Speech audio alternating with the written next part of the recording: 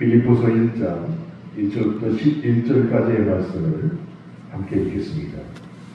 그리스도 예수의 종 바울과 디모데는 그리스도 예수 안에서 빌립보에 사는 모든 성도와 또한 감독들과 집사들에게 편지하노니 하나님 우리 아버지와 주 예수 그리스도로부터 은혜와 평강이 너희에게 있을지어다. 내가 너희를 생각할 때마다 나의 하나님께 감사하며 간구할 때마다 너희 우리를 위하여 기쁨으로 항상 간구하며 너희가 첫날부터 이제까지 복음을 위한 일에 참여하고 있기 때문이다. 너희 안에서 착한 일을 시작하신 이가 그리스도 예수의 날까지 이르실 줄을 우리는 확신하노라. 내가 너희 우리를 위하여 이와 같이 생각하는 것이 마땅하니 이는 너희가 내 마음에 있음이며 나의 메인과 복음을 변명함과 확정하되 너희가 다 나와 함께 은혜에 참여한 자가 되리라. 내가 예수 그리스도의 심장으로 너희 우리를 얼마나 사모하는지 하나님이 내 증인이시니라. 내가 기도하노라. 너희 사랑을 지식과 모든 총명으로 점점 더 풍성하게 하사 너희도 지극히 선한 것을 분별하며 또 진실하여 허물없이 그리스도의 날까지 이루고 예수 그리스도로 말미암아 의의 열매를 가득하여 하나님의 영광과 찬송이 되기를 원합니다.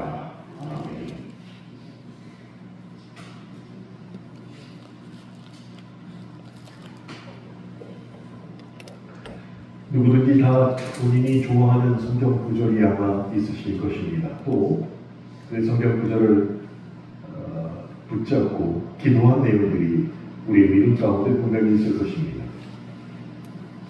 제가 한 두 달이 안 되네요. 한 달 반 전에 기도를 했습니다. 저희 식구 5명이 공통점이 하나 있는데 껴입기를 굉장히 좋아해요. 그래서 와이셔츠 입으면 꼭 겨울에는 조끼를 입어야 되고 이렇게 꼭 껴입습니다. 근데 제가 좋아하는 조끼가 2개가 있었습니다. 밤색과 녹색이었는데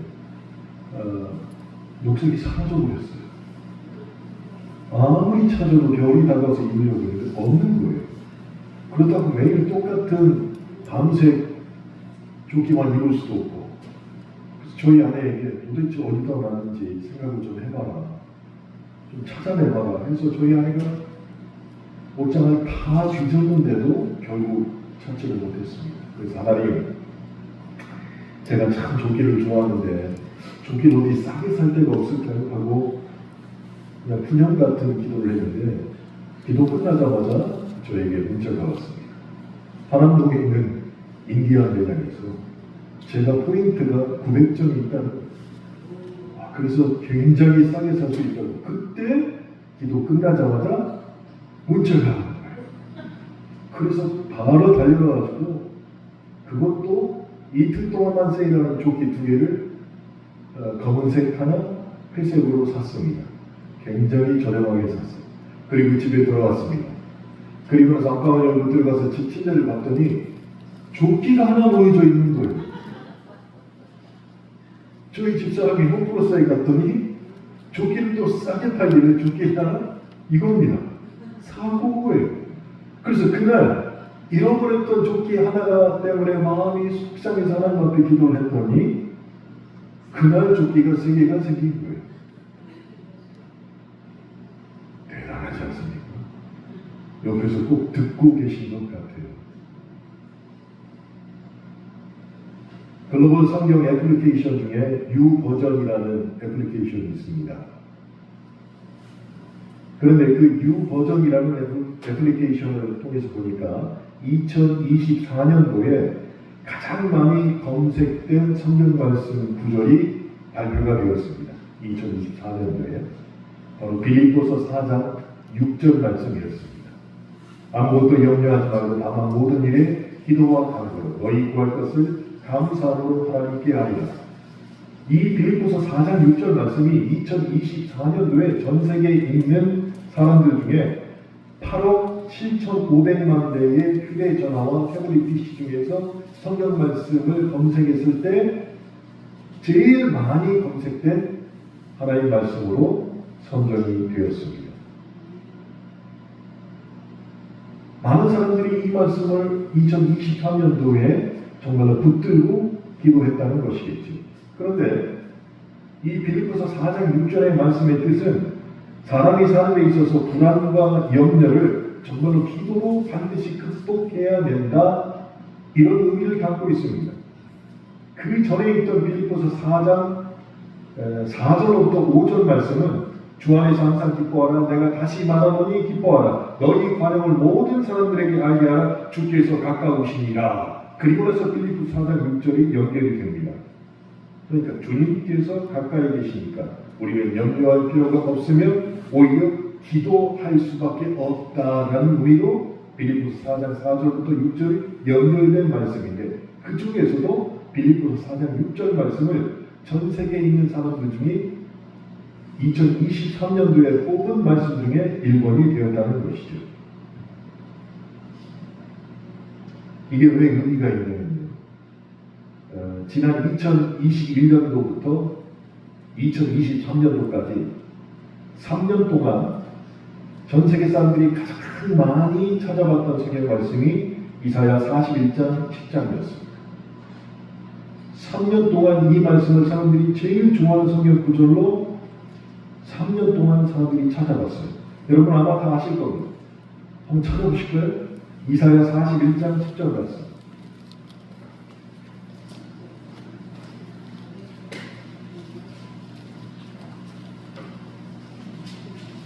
구약성경 이사야 41장 10절 말씀입니다.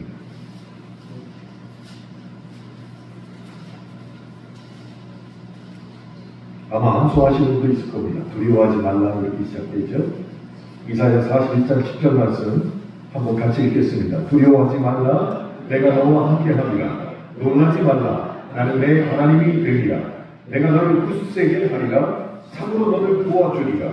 참으로 나의 의로운 오른손으로 너를 붙들리라. 이 말씀이 2021년도부터 3년 동안 예비를 한 말씀입니다. 그런데 2024년도에는 그 말씀을 빌립보서 4장 6절에 내주었다는 것이에요. 그럼 왜 그랬을까요? 지난 3년 동안 사람들이 제일 좋아할 말씀이 이사야 41장 10절이었는데 왜 2024년도에는 빌립보서 4장 6절 말씀을 가장 좋아하는 성경 말씀으로 선택을 했냐는 것이죠. 아마도 이런 것 같습니다. 2022년도 2월부터 러시아와 우크라이나의 전쟁이 발발이 되었습니다. 전쟁이 정말 우리 코앞에서 일어나고 있습니다.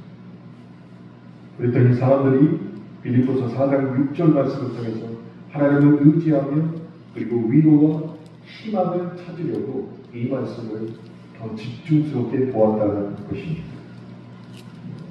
그러면서 많은 사람들이 성경을 검색할 때 기도와 평화에 대해서 계속 검색을 했다는 것입니다.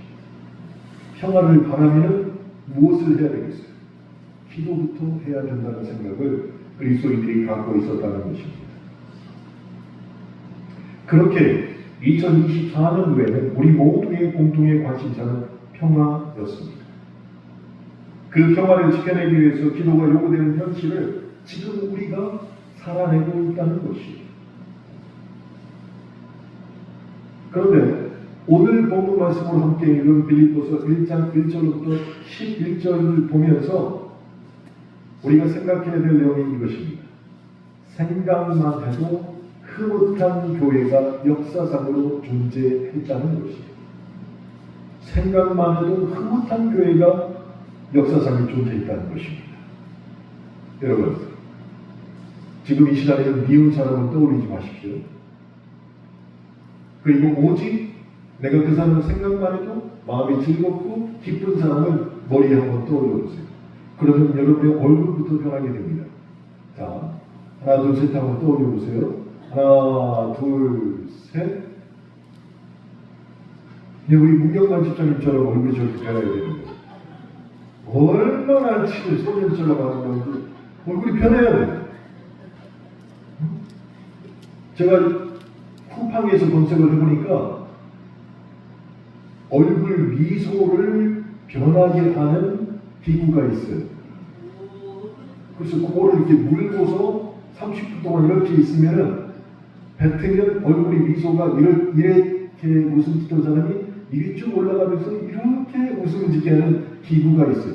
쌉니다. 7,000원밖에 안 해요. 제가 크리스마스에 하나씩 드리고 싶어요. 이렇게 물고 있다가 딱 빼면 이렇게 되는 거예요. 얼굴이.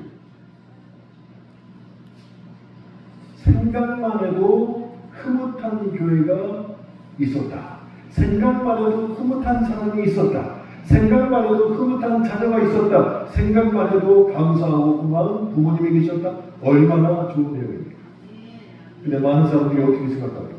생각만 해도 치가 떨리는 그놈이 있었다. 응? 안 된다는.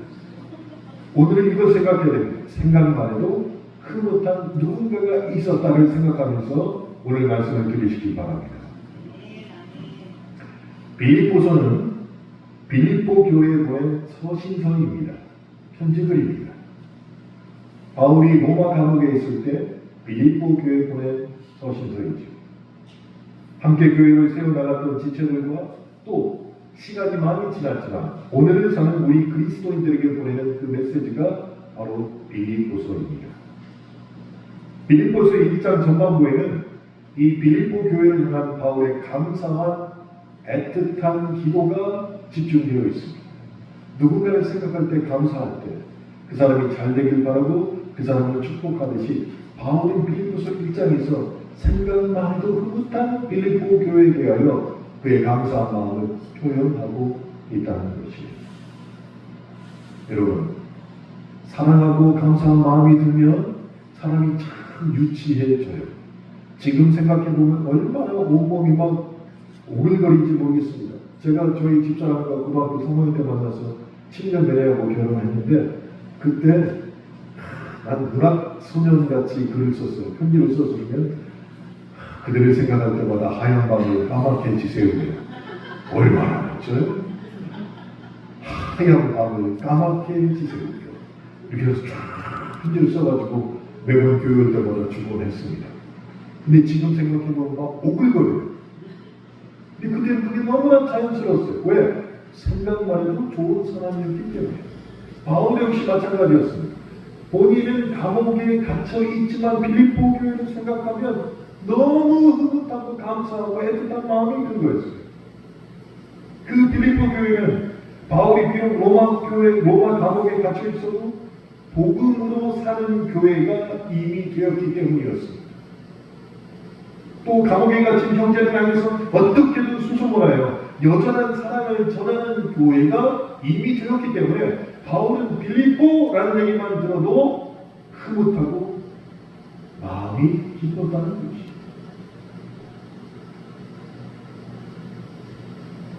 여러분, 누구나 쉽게 잊혀진 존재가 된다는 것은 정말로 아쉬운 일입니다. 그런데 빌립보 교회는 그리스도의 복음을 결코 잃어버리지 않았기 때문에 바울에게는 인상에 남는 교회가 되었던 것이에요. 그들은 예수님을 늘 생각했습니다. 그리고 전도자 바울을 기억해 주었습니다. 바울은 그런 빌립보 교회를 향해서 첫날부터 이제까지 복음을 위한 일에 참여하고 있다고 칭찬하고 기뻐했다고 성경은 기록하고 있습니다. 바울의 기쁨의 끌어내는 하나님의 선한 일로 세워지는 빌립보 교회를 멀리 떨어져 있지만 성령을 통하여 느꼈기 때문에 칭찬할 수밖에 없었다는 것이죠. 하나님의 선한 일은 복음으로 사람을 살리는 일입니다. 그래서 이 교회는 이 일에 집중해야 돼요. 복음을 통하여서 가정의 문제를 일으키고 복음을 통해서 사람들과 떨어져서 외톨이로 만드는 것은 결코 선한 교회도 아니고 기독교도 아닙니다. 그 이단인 것이에요. 교회에서 말하는 복음을 가지고 선한 일이 그 복음으로 사람을 살리는 일에 써야 된다는 것이에요. 그 일이 세상에서 가장 행복한 일, 그 일이 하나님이 기뻐하신 일이 된다는 것을 우리는 믿고 그렇게 사람을 살리는 일을 해야 한다는 것입니다. 사람을 살리는 일, 정말로 중요한 일입니다. 연세대학교 서반스 병원에서 아이를 출산하고 난 다음에 휴직을 한 간호사가 있었습니다. 아이를 출산하고 나서 3개월 후에 남편과 함께 백화점을 갔는데 엘리베이터를 탔어요. 근데 남편과 아이와 본인 그리고 웬 노부부가 탔습니다. 엘리베이터 문이 열리고 노부부 중에 부인이 먼저 내렸습니다. 근데 엘리베이터를 탔을 때부터 이 남자분께서 그 아이를 보고 계속 방긋방긋 웃으시면서 점점 더 가까이 가서 자세히 보려고 하셨어요. 그러다가 순간 이분이 유모차에 부딪히면서 쓰러졌습니다. 그 순간에 아이를 보면서 기뻐하는 그 순간에 뇌경색이 오신 거예요. 그 정신을 잃고 쓰러졌어요. 그때 영상에 찍힌 걸 봤는데 이 세브란스 병원에서 휴직을 한 간호사가 단 1초의 망설임도 없이 사람을 세워놓고 바로 흉부압박 시작한 거예요. 단 1초의 망설임도 없었습니다.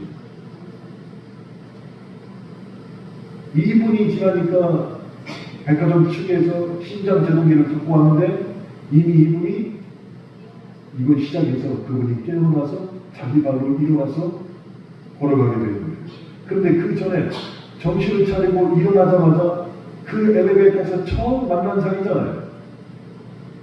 그런데 그 간호사와 쓰러졌던 사람과 그리고 그 옆에서 보조해줬던 남편 셋이 부둥켜 안고 울기 시작하는 거예요.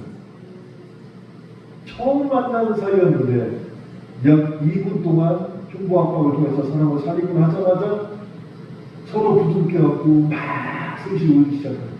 그 모습을 보면서 제 마음에 감동이 왔습니다. 왜 그랬을까요? 생명을 살리는 일을 했기 때문이죠. 마찬가지입니다. 복음은 반드시 생명을 살리는 일에만 써야 됩니다. 이 복음이라는 허우대 멀쩡한 진리를 들고 나와서 다른 사람을 착취하고 가정의 분란을 일으키면 사회와 단절시키는 것, 결코 그것은 복음이 될 수 없다는 것이죠. 그런데 빌립보 교회가 그 복음을 통하여서 사람을 살리는 일에 매진하고 있었기 때문에 바울이 그 빌립보 교회를 생각할 때마다 감사의 기도가 절로 남았다는 것이에요.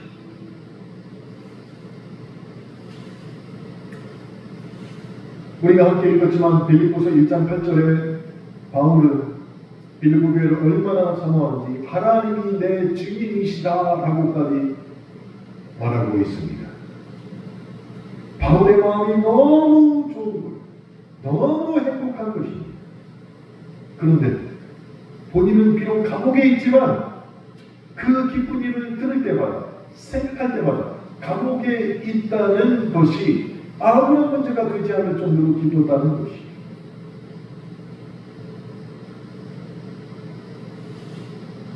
제 친구들하고 만나서 얘기를 했더니 이런 얘기를 했어요. 너는 세상에서 제일 안타깝고 좌절스러울 때가 언제냐? 근데 저는 복음을 전하기 위해서 물어봤어요. 그때 저 친구가 고개를 숙이더니 내가 얼마 전에 겪었다. 무슨 일이냐 얘기를.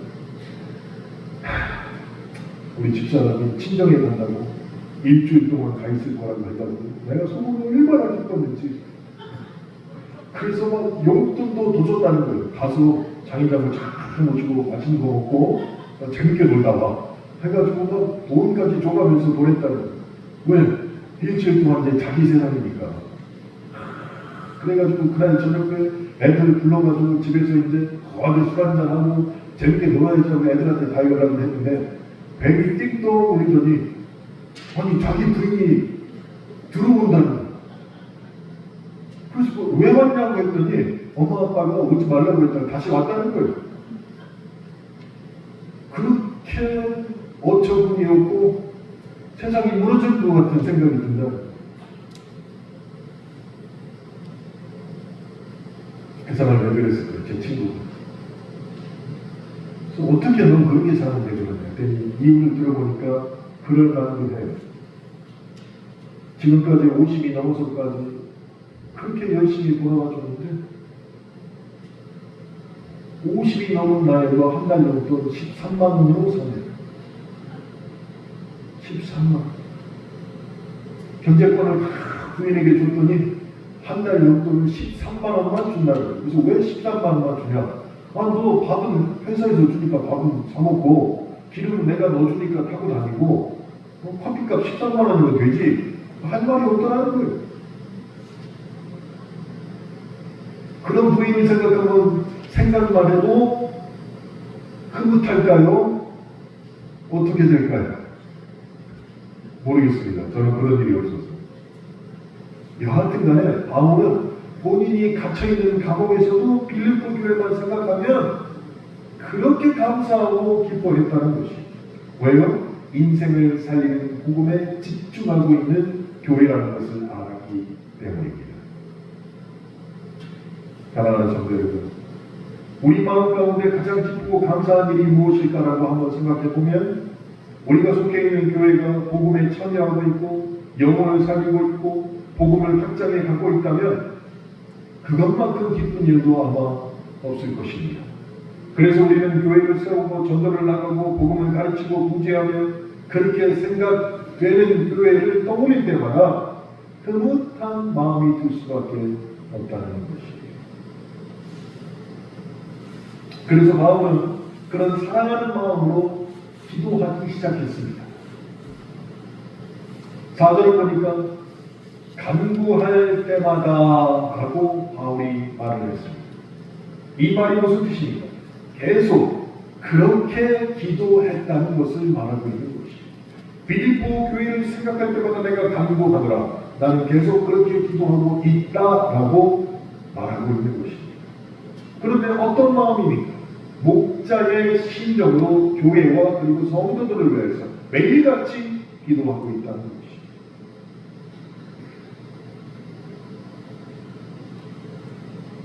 그리스도의 사랑이 풍성해지기를 위해서 기도하고 그 사랑으로 선한 것을 분별하는 능력을 갖추게 되기를 기도하고 그 사랑이 그리스도의 날까지 지속해서 결국에는 예수 그리스도를 닮은 의의 열매가 그들의 인생에 가득하기를 위하여서 바울이 매일같이 축복 기도를 했다는 것입니다. 그 기도를 통하여서 빌립보 교회는 더욱더 복음으로 살아나고 자라나기를 멈추지 않을 수 있었던 것입니다. 그러므로 교회를 향한 그런 바울의 복된 기도가 더불어 우리의 기도가 되기를 주님의 이름으로 축복합니다. 그리스도의 복음으로 자라나기를 위해서 우리가 서로를 위하여 기도해야 합니다. 일상의 삶에서 예수 그리스도의 복음으로 정말로 살아내기를 위하여 애써야 합니다. 그리고 그 사랑이 열매를 맺게 되고 바울이 기뻐함을 우리가 깨닫는 것처럼 우리도 역시 누군가가 우리 옥계교회를 생각할 때마다 흐뭇한 교회가 되도록 하기 위하여 서로 기도해야 한다는 것입니다.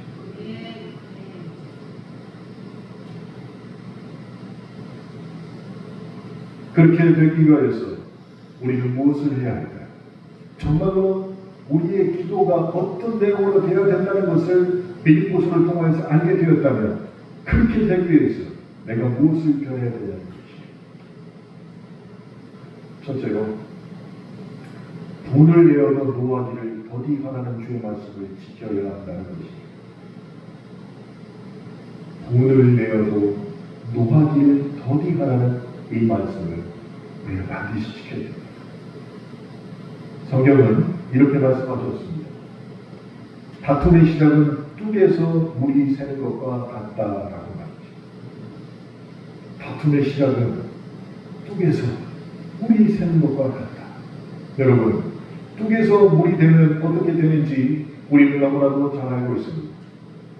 그것을 그대로 방치하면 뚝이 무너집니다. 그런데 이 과정이 사실은 다 적용이 됩니다. 우리가 살고 있는 세상을 말이죠. 가정도 마찬가지입니다. 싸우다가 깨진 가정들이 너무나 많습니다. 다투다 깨진 공동체도 너무 많습니다. 싸우지 말아야 됩니다. 싸우지 않는 것이 최선이고 싸웠다면 서둘러 싸움을 멈추는 것이 차선입니다. 왜 그런 결론을 내릴 수밖에 없냐면 분노와 다툼은 매우 밀접한 관계를 가지고 있기 때문입니다. 마음의 분이 다툼으로 이어집니다. 잠언 15장 18절에 보니까 돈을 쉽게 내는 자는 다툼을 일으켜도 노하기를 더디하는 자는 시비를 그치게 하느니라. 잠언 29장 22절에는 노하는 자는 다툼을 일으키고 성내는 자는 범죄함이 많으니라. 잠언 30장 30절에는 노를 격동하면 다툼이 남이니라 라고 연속해서 우리에게 말씀하고 있습니다. 그래서 싸우지 않기 위해서는 분노를 조절할 줄 알아야 된다는 것이죠. 분노. 그리고 싸움이 일어난 상황이면 서둘러 분노를 조절해야 합니다. 그래야만 싸움이 멈출 수 있습니다. 그러나 분노를 조절하지 못하면 싸움은 계속되고 커집니다. 분노 조절에 대한 성경 말씀은 성경의 열매 중에 마지막 열매인 절제를 통하여서 지킬 수 있다고 우리에게 말하고 있습니다. 절제함을 통해서. 그런데 한 가지 놀라운 사실은 분노는 우리의 자력으로 조절할 수 있는 영역이 아니라는 것이에요. 그렇기에 조절을 위해서는 내 안에 계신 성령님이 역사하셔야 된다는 것이죠. 내 안에 계신 성령.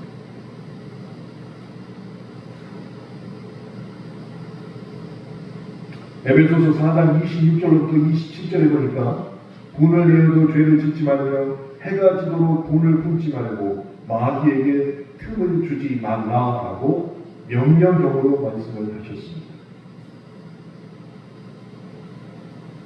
해가 지도록 돈을 품지 말라라는 주의 말씀은 잠자리에 들기 전에 화해하라는 말씀이 똑같이 되는 것이에요.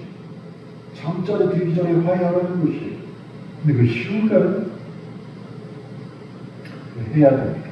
왜 해야 되냐면 싸움이 벌어지는 동안 마귀가 틈타기가 제일 쉽기 때문입니다.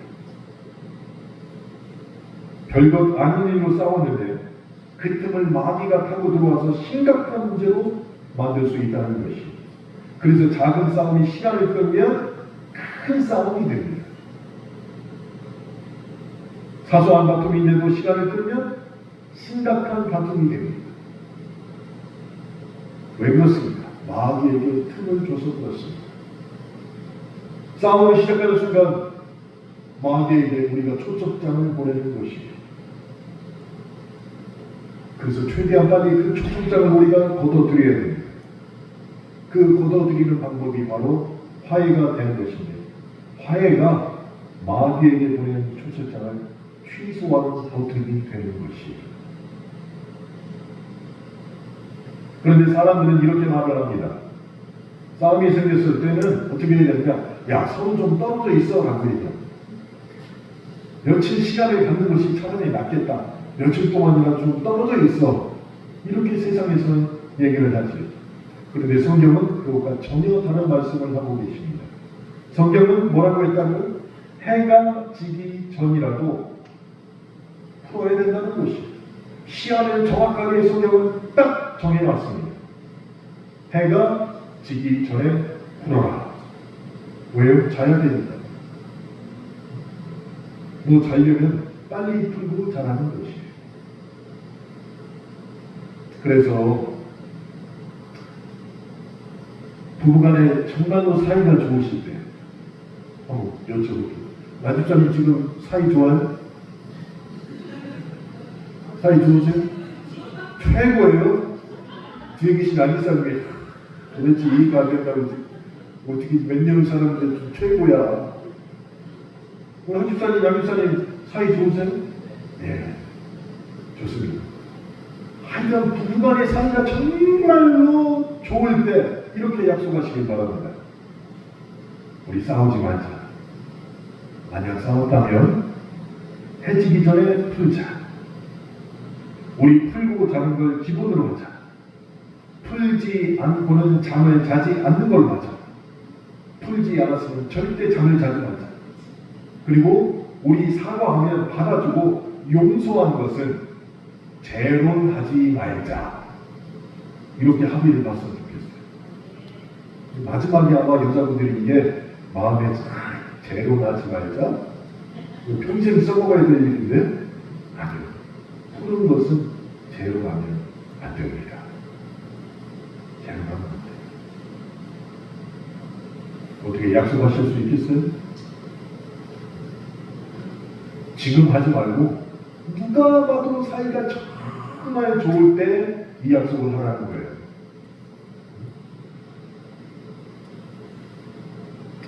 두 번째는 올바름의 성경적 개념을 우리는 반드시 알아야 된다는 것이죠. 무엇이 올바른가? 그것도 성경적 개념을 통해서 무엇이 올바름인가를 우리가 알아야 된다는 것이죠.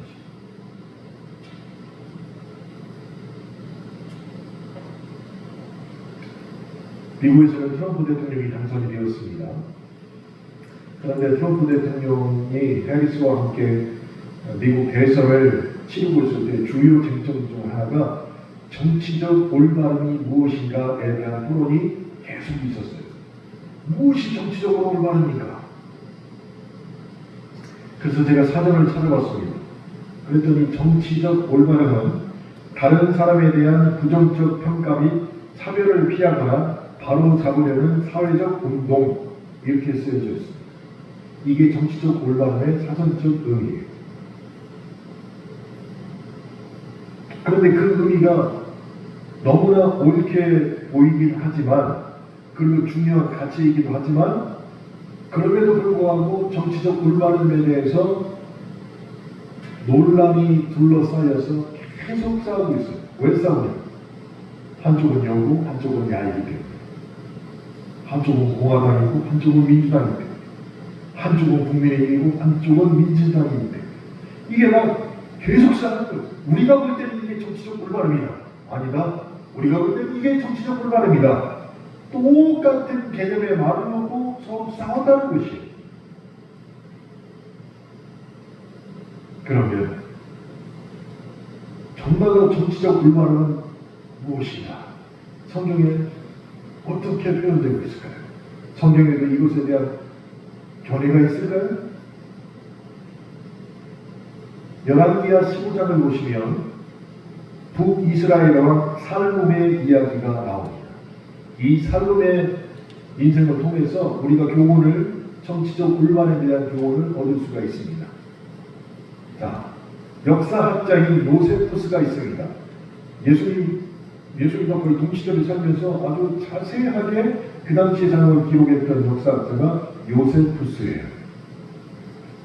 이 요세푸스가 살룸에 대한 이야기를 쭉 기록을 했습니다.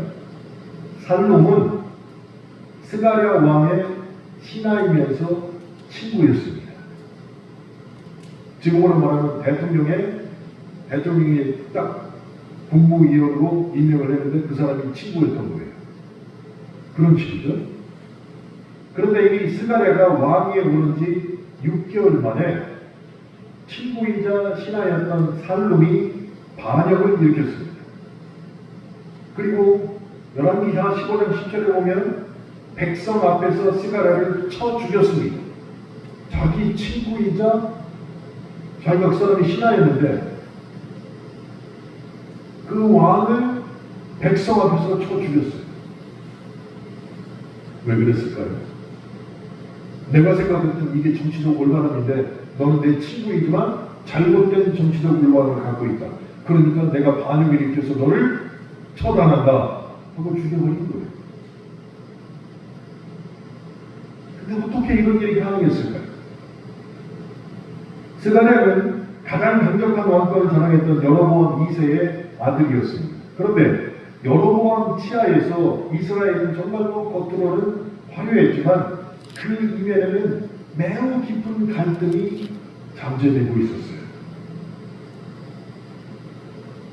당시 부패한 지도자들의 횡포로 사회적 약자들이 고통을 받고 있었고, 살롬은 그것이 잘못된 것이며 이것은 부패한 정치자들의 반드시 개혁된 형태이다라고 생각을 하고 있었어요. 그래서 살롬이 누적된 불의를 지적하면서 백성의 마음을 얻게 되었습니다. 그리고 이렇게 얘기했습니다. 지금 우리가 어려운 건 왕 때문이다. 왕만 바꾸면 모든 게 해결된다. 라고 말했죠. 이게 지금 어느 시대하고 비슷해요. 지금하고 똑같아요. 지금 우리는 뭐만 바꾸면 해결돼요. 대통령만 바꾸면 해결된다고 얘기합니다. 그렇게 생각하는 사람들이 반, 그렇지 않다고 생각하는 사람들이 반, 모르겠어요. 하여튼 비슷해요. 그래서 정치적 올바름이 서로 간에 너무나도 달라요. 한쪽에서는 대통령만 바꾸면 된다, 한쪽에서는 이재명 씨만 구속하면 된다. 이게 막 완전히 정치적 올바름이 완전히 서로 격돌하고 있습니다.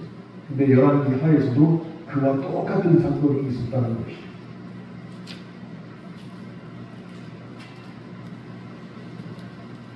그렇게 정의롭게 보이는 살롬의 명분에 많은 사람들이 동참을 했습니다.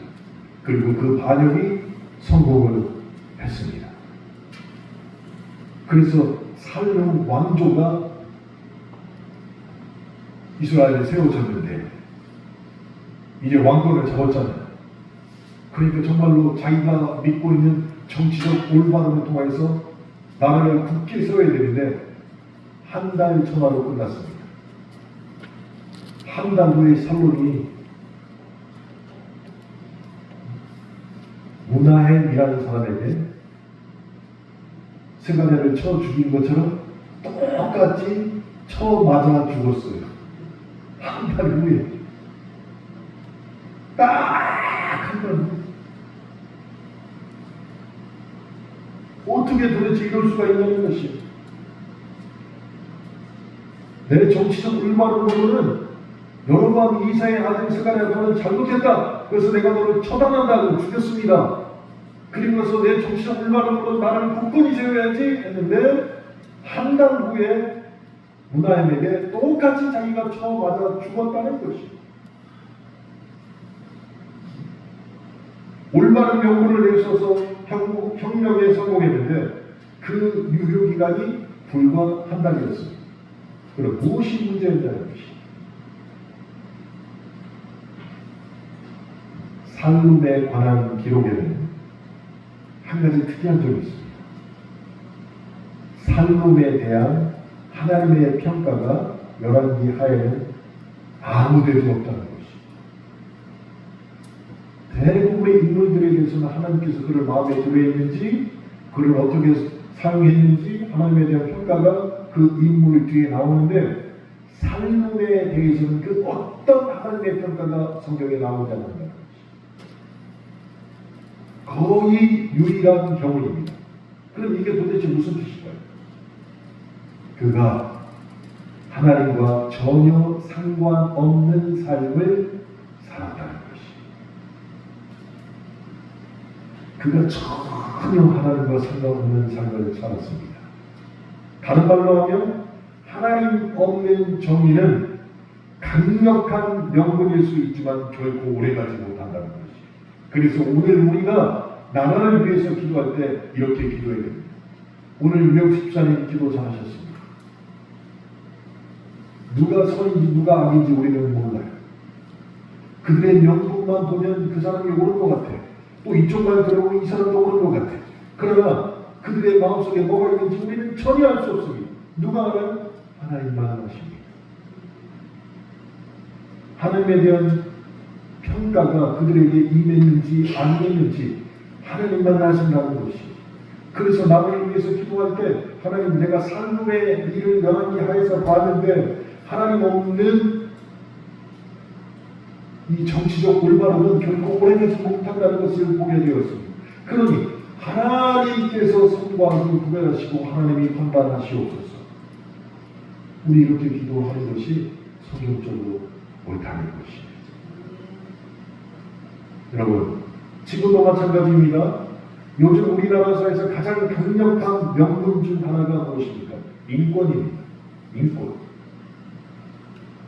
정말로 인권은 고귀한 가치임이 분명합니다. 그런데 그 실체를 따져보면 변질된 인권이 지금 우리나라를 감싸고 있어요. 그것이 무엇이냐? 그냥 내 생각과 감정과 느낌이 제일 중요하다는 것이에요. 그래서 작년 11월 달에 기독교인들이 다 모여서 반대했잖아요. 무엇을 반대한 것입니까? 생물학적으로 남성이어도 자기가 여자라고 주장하면 사회는 그 사람을 여자로 인정해야 된다. 이것을 법으로 통과시키려고 했어요.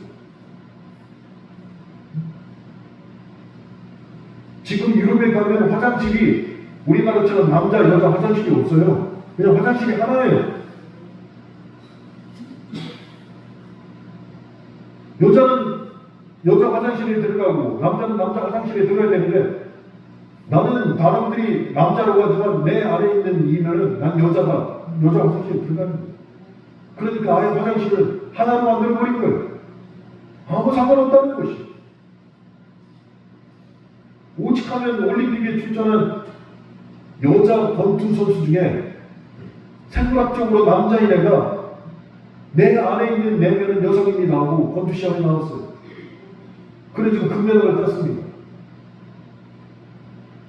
여자 권투 선수들이 그 사람하고 처음으로 붙었는데 한 대만 맞아도 처음 느끼는 고통을 느낀다는 것이. 왜? 남자이니까. 근데 그 사람에게 금메달을 줬어요. 지금 우리가 이런 상황에 살고 있어요. 왜? 인권을 중요시 여겨야 된다. OECD 국가 중에서 우리나라만 통과되지 못했습니다. 우리나라에서. 그거를 지금 통과시키겠다고 하는 거예요, 지금 국회의원이. 그래서 그리스도인들이 나서서 그걸 막은 거예요, 지금.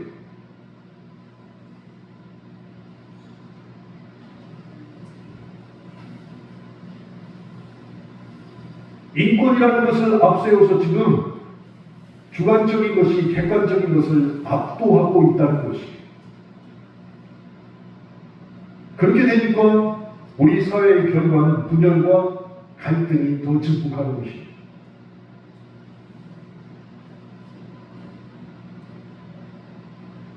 그런데 성경은 어떻게 말하고 있습니까?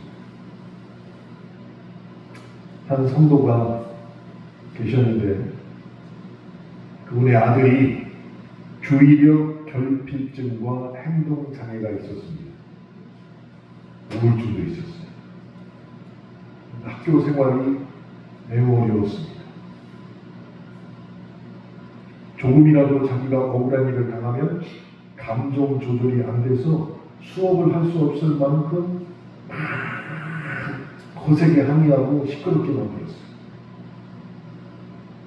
그런데 담임 선생님께서 그 아이를 지켜보니까 오히려 그 아이가 문제가 아니라 그 아이를 둘러싸고 있는 동료들이 이 아이의 약점을 교묘히 이용해서 괴롭히고 있다는 것을 보게 되었어요. 화를 돋구게 해서 이 아이로 하여금 수업을 못하도록 그렇게 자꾸 만드는 거예요. 근데 그것을 알았지만 선생님께서 어떻게 할 수 있는 방법이 없었어요. 그래서 그 아이 부모에게 연락을 했습니다. 그리고 그 아버지에게 말했습니다. 제가 그런 걸 보긴 보았지만 이걸 어떻게 할 수 있는 방법이 없습니까? 그냥 아버지가 오셔가지고 아이들에게 사과를 수업 시간에 좀 했으면 좋겠다고 이렇게 얘기를 하는 거예요. 아니 생각해보세요. 자기 아들이 지금 그런 질병에 걸린 상태인데 그걸 교묘히 이용해서 자기 아들을 통해서 수업을 못하러 유도했던 애들을 벌을 줘야 되는데 오히려 그 아버지를 오라고 해서 아이들에게 사과하라고 요청을 한 거예요. 여러분 같으면 어떻게 하시겠어요? 말도 안 되지. 이 사람이 가만히 생각을 해요. 아무리 생각해도 내 아들이 약자이고 피해자인데 내가 가가지고 그 가해자 학생들 앞에서 사과해야 한다는 게 너무나도 억울한 거예요. 너무나도. 근데 그렇게 하지 않으면 아이들이 학교에 등교를 안 하겠다고 한다는 거예요. 그러니까 그 아이 때문에 우리 수업을 못합니다 한 게 아니라 수업을 하기 싫은데 자기는 할 수 없으니까 그 애를 거의 이용해가지고 수업을 못하게 만들고 학교도 안 와버린 거예요. 이 모든 사실을 알고 있는 이 아버지 입장에서는 막 너무 억울한 생각이 들었습니다. 그리고 결국 그날이 왔습니다. 학교에 가기 전에 내가 그래도 그리스도인으로서 큐티를 하고 마음을 진정시키고 가야지 하고 에레미야 21장을 읽었습니다. 에레미야 21장. 그랬더니 거기에 이런 말씀이 있었어요. 항복하는 자는 살려주신다 라는 주의 말씀이 기록되어 있었어요. 항복하는 자는 살려주신다. 그 말씀이 이 아버지의 눈에 다 클로즈업돼서 들어옵니다. 억울하고 불했지만 내가 항복하는 마음으로 아이들 앞에서 사과해야겠다. 그리고 그 자리에 서서 아들의 약함을 고백하고 아들을 따뜻한 마음으로 대해주길 그 아이들에게 부탁을 했습니다. 참 명확한 아이들이죠. 근데 그 아이들이 어디서 배웠을까요? 부모에게 배웠겠지. 근데 그 자리에서 항복하는 자는 살려주신다는 주의 말씀을 의지하고 오히려 내 아들이 연약합니다. 너희들이 더 이해해주고 잘 대해주길 바랍니다. 라고 얘기를 했다는 것이. 그렇게 이 아버지가 말씀대로 순종하고 나니까 그 마음이 더 이상 요동치지 않게 되었습니다. 나아가서 본인이 회개하는 마음이 들었습니다. 무엇을 회개했냐면 자신의 세상 성공만 쫓느라 가정에서 남편과 아빠의 자리를 지키지 못한 것을 깨닫고 회개하기 시작했습니다. 자신을 양육해 가시는 하나님 아버지를 늘 감사함으로 생각했는데 나는 내 자식을 하나님이 나를 양육해 가시는 것처럼 양육하지 못한 것을 깨닫고 또 회개하게 되었다는 것입니다.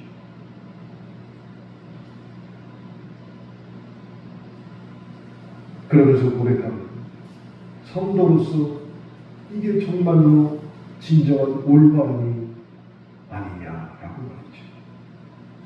하나님은 우리를 옳고 그름으로 이 세상에 사는 동안에 심판하지 않으십니다.